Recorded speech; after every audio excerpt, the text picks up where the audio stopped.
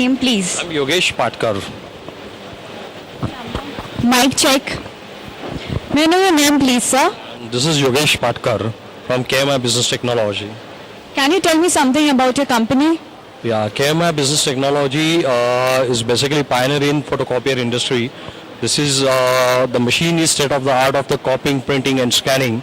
It's you can say the color press machine, which somehow the part of the your production printing type. So have you been participating in this exhibition for the first time, or it's been a long time since you've been participating here? No, this is the first time we are participating in this exhibition. What made you participate in this exhibition? Actually, this is something related to the color. Color is our passion, and we are the pioneer in terms of the color technologies.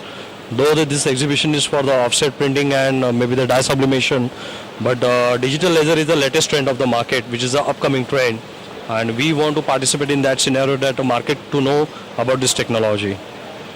So what product do you have over here to promote in this exhibition? This is a digital multifunction device. This is basically the production print, scan and photocopying machine. Can you explain me something about your machine here?